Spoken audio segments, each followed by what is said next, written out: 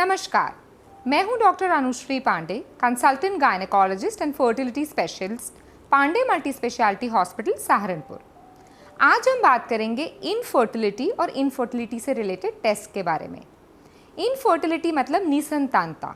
क्या होती है निसंतानता? जब पति पत्नी एक दूसरे के साथ पूरे 1 साल तक संबंध बनाते हैं बिना किसी गर्भ निरोधक को यूज़ करते हुए और फिर भी कंसीव नहीं कर पाते, तो हम उसे निसंतानता कहते हैं। कई बार ऐसा भी हो सकता है कि अगर 35 साल से ज़्यादा उम्र हो और अगर वो 6 महीने से भी रेगुलरली ट्राई कर रहे हैं और नहीं कंसीव कर पा रहे हैं, तो भी हम उसे निसंतानता की तरफ लेके जा सकते हैं। 6 में से एक कपल को कंसीव करने में प्रॉब्लम होती है within 12 months of trying. निसंतानता 2 प्रकार की होती है, प्राइमरी एंड सेकेंडरी। प्राइमरी का मतलब है एक कपल ने कभी भी गर्भ धारण नहीं किया हो, उसे हम प्राइमरी इनफर्टिलिटी कहते हैं। और सेकेंडरी का मतलब होता है जिसने पहले गर्भ धारण किया होता है लेकिन अब वो नहीं कंसीव कर पाती।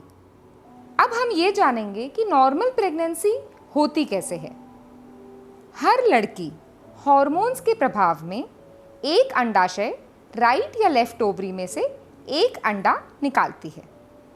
अगर ओव्यूलेशन के दौरान संभोग होता है तो स्पर्म नलों में जाता है और ये जो अंडा निकला है अंडाशय से, ये भी नलों में जाता है और दोनों एक दूसरे के साथ मिल के फर्टिलाइज करते हैं और एक भ्रूण बनाते हैं जो यूट्रस या बच्चेदानी में जाके चिपक जाता है और उसे अपना घर बना लेता है और पूरे 9 महीने वहाँ ग्रो करता है।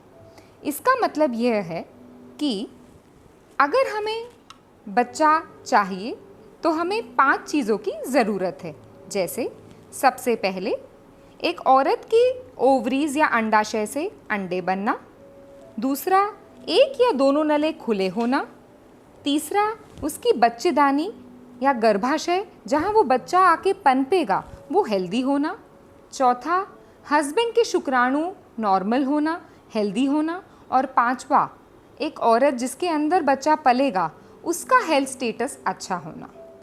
अब हम ये डिस्कस करेंगे कि अगर एक पेशेंट हमारे पास आता है इनफर्टिलिटी लेके तो हमें क्या क्या टेस्ट करने चाहिए।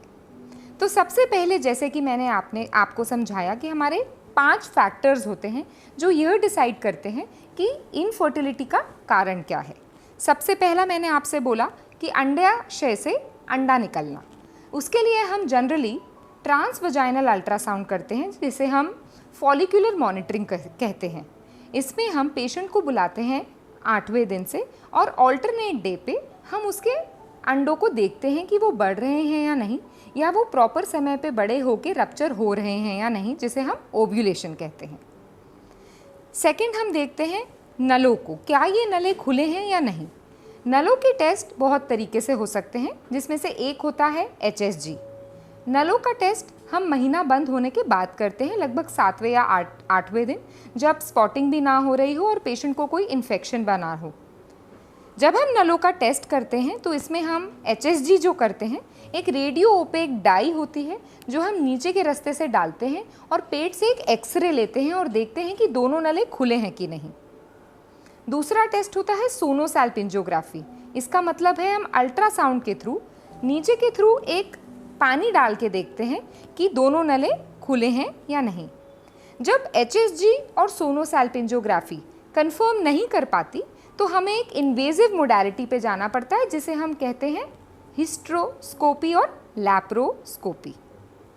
लैप्रोस्कोपी का मतलब है कि हम दूरबीन द्वारा एक टेलीस्कोप डालते हैं, एक कैमरा डालते हैं और बच्चेदानी और दोनों नलों को बाहर से देख सकते हैं।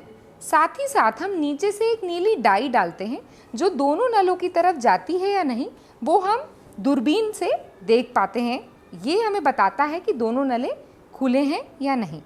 तो ये हो गया नलों का टेस्ट। तीसरा होता है बच्चेदानी हेल्दी है कि नहीं। अब ये हम अल्ट्रासाउंड से भी देख सकते हैं, लेकिन कई बार अल्ट्रासाउंड या MRI हमें नहीं बता पाता है कि इसके अंदर कोई और बात है या नहीं, कोई झिल्ली बनी तो नहीं है, कोई पॉलिप तो नहीं है। तो हो सकता है हमें हिस्ट्रोस्कोपी करनी पड़े जो एक इन्वेजिव टेस्ट होता है। चौथा होता है हस्बैंड की जांच। हस्बैंड की जांच एक बहुत इम्पॉर्टेंट पैरामीटर होता है जो जब मरीज़ हमारे पास पहली बार आता है तो हमें टेस्ट कराना पड़ता है। इसके लिए 3 दिन हस्बैंड और वाइफ को एक दूसरे के साथ नहीं मिलना होता है, किसी भी तरीके की जेली वाइफ को नहीं लगाना होता या डूश नहीं यूज़ करना होता है, और उसके बाद हस्बैंड को आधे घंटे के दौरान ही अपना सैंपल लैब में जमा करना पड़ता है, या खुद ही लैब में डायरेक्टली जमा कर दे, वहीं पे निकाले और लैब में जमा कर दे। तो ये हो गया हस्बैंड का test. Last is status of the women. तो health status of the lady who is going to conceive भी बहुत इंपॉर्टेंट फैक्टर प्ले करती है, जिसमें हम महिला के बहुत सारे टेस्ट होते हैं जो देखते हैं, जैसे कि ब्लड टेस्ट होते हैं, उसका हीमोग्लोबिन तो कम नहीं है, उसका बीपी तो बढ़ा नहीं है, उसे कोई शुगर की प्रॉब्लम तो नहीं है, कोई थायराइड तो नहीं है। इस तरीके से अगर हम ये सारे टेस्ट कर लेते हैं तो हम जान सकते हैं कि इनफर्टिलिटी का कारण क्या है। लेकिन मैं आपको एक बात और बताना चाहती हूँ कि कई बार सारी चीज़ें नॉर्मल होने के बावजूद भी, मतलब अंडे भी बन रहे हैं, नले भी खुले हैं, बच्चेदानी भी ठीक है, हस्बैंड के शुक्राणु भी ठीक हैं, फिर भी बेबी नहीं कंसीव हो रहा है, इसको हम कहते हैं अनएक्सप्लेन्ड इनफर्टिलिटी, जो 20% केसेस होती है इनफर्टिलिटी के कारणों में। अगर आपको निसंतानता से संबंधित कुछ भी सवाल है, आप Pandey multi speciality hospital Saharanpur आकर मुझसे संपर्क करें। हमारे यहाँ सारी फैसिलिटीज़ अवेलेबल हैं, सारी जांचें, सारा इलाज, सब कुछ। बहुत सारे मरीज़ अपनी निसंतानता से छुटकारा पा चुके हैं और उन्हें एक हेल्दी बेबी भी प्राप्त हुआ है।